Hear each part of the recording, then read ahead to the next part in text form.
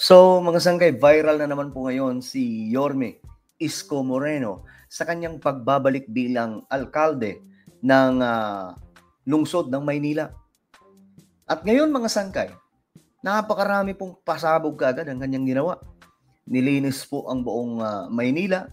Bagamat hindi pa po yan natatapos ngayon, pero tonelada na po ang hinakot ng mga basura. Talagang ang tindi po ng kanyang ginawa. Sa unang araw pa lamang po, mga sangkay, actually kahit hindi pa po siya nakakaupo, may mga aksyon na po, mga aktibidad, mga sangkay na ginagawa ang kanyang mga tao dyan para po linisin ang Maynila kasi naging dugyot po talaga yan. At ngayon, eto mga sangkay, mag-react po tayo sa isang matinding pasabog ni Mayor Isko Moreno. Okay? Bago tayo magtuloy-tuloy, pag-subscribe po muna yung ating YouTube channel. Kayo po ay 1.52 million subscribers na. Kaya naman kung ikaw ay hindi pa po nakakapag-subscribe at gusto mong mapabilang sa dumaraming mga solid sangkay, makikita nyo po yung subscribe button sa baba ng video na to. I-click nyo lamang po yung subscribe, i-click ang bell at i-click nyo po yung all. Sa mga nanonood po sa Facebook, i-follow nyo po yung ating Facebook page. Okay. Pag-usapan po natin ito mga sangkay, si Yorme Isko Moreno. May mga pinakawalang matitinding pasabog na tila mga dito mga sangkay, galit po ang ating bagong halal na alkalde ng Maynila dahil nga po sa mga hindi katanggap-tanggap na ginagawa ngayon mga sangkay ng ibang mga opisyal. Eto, tingnan po natin mga sangkay.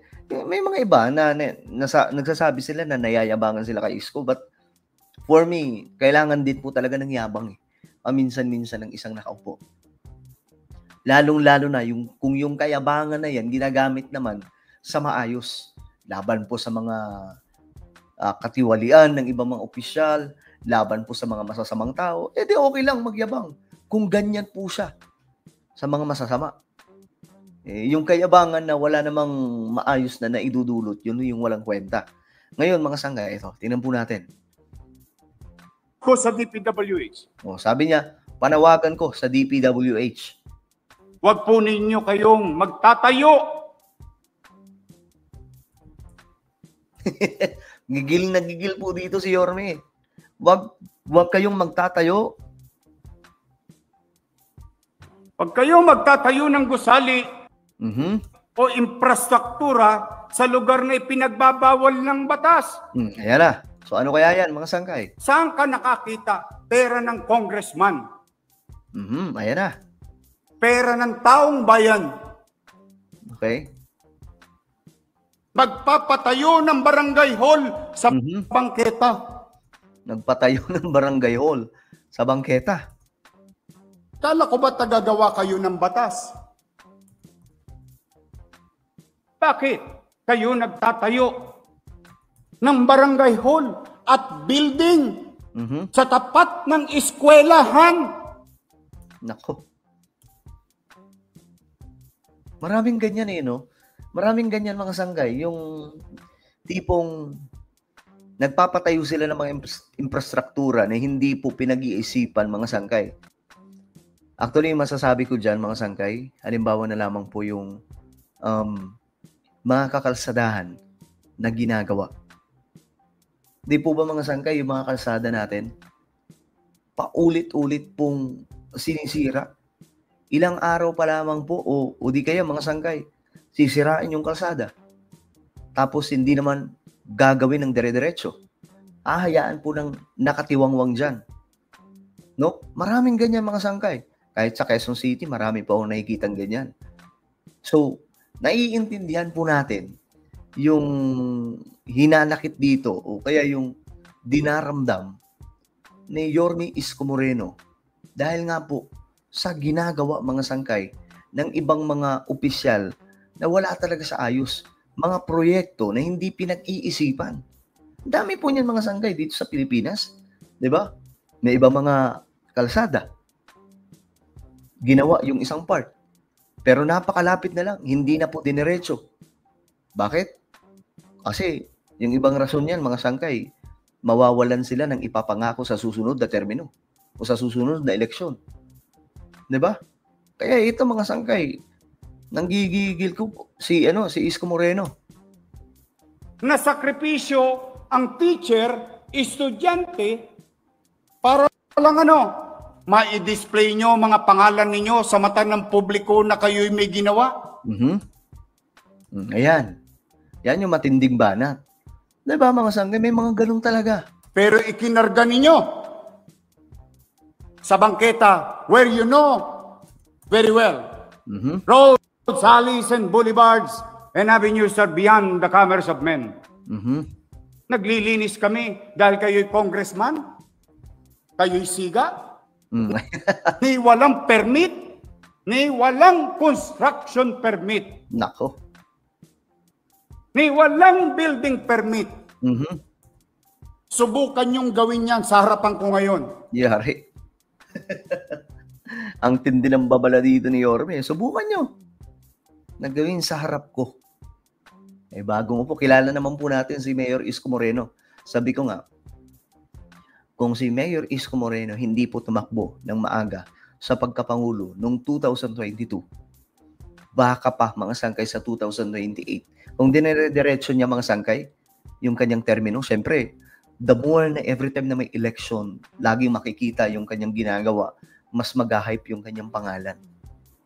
So, mga sangkay, kung tinuloy-tuloy po yun, di sana mga sangkay. Baka sa 2028, kahit pa po si Sara ang kanyang katapat, ilalampaso lamang po niya. Di ba?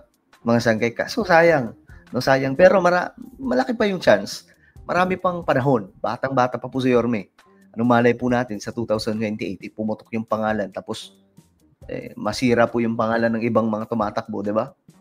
Kasi ngayon, nagwawasakan na yung mga pangalan ng mga kandidato ng mga sinasabing kakandidato sa 2028. Iohoyo ko kayong lahat. Pakiu. Yari sila dyan. Ito pa mga sangkay. Ito Ito naman.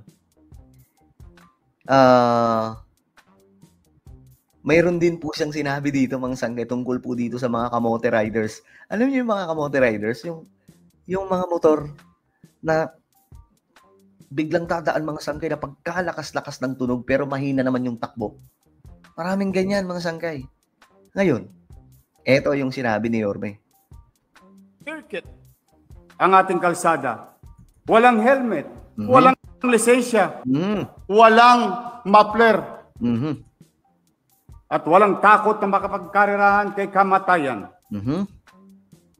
Nakakadistorbo po kayo sa mga pagod na natutulog sa maghapong trabaho nila. Yan, mga sangkay. Napakaraming ganyan. Kadalasan dyan, mga sangkay, yung mga siga-siga, yung mga pampahype na mga motor. Diba? Sa Quezon City, napakaraming yan. Kahit saan. Mga sangkay, Pasay, Pasig, Valenzuela, iba pang mga lugar, mga sangkay dito sa ating bansa. May mga ganyan, mga kamote riders po yan. Lagi po talaga silang ganyan, mga sangkay. So, ngayon, pinatamaan sila ni Yorme. Nakakaistorbo kayo sa mga natutulog, mga nagpapahinga. Ang bihira. Racing circuit. Diba? Alam nyo guys, itong si Yorme Isko, matindi ang ginagawa ngayon dyan sa Maynila. At kaabang-abang mga sangkay itong malaking pagbabago na naman. Kasi bago po siya umupo ulit, ewan ko ba anong nangyari. Babae naman sana yung pumalit sa kanya pero naging dugyot po yung Manila City. So, sa mga nagsasabing ang yabang ni Yorme Isko Moreno, okay lang. Sabihin nyo yan. Pero hindi po ba yung kayabangan na yan, okay mga sangkay kung ginagawa naman po sa mga matitinong mga bagay? Kagaya po niyan mga sangkay. Eto, pinapagalitan niya po yung mga kamote riders dito na ang iingay. O diba?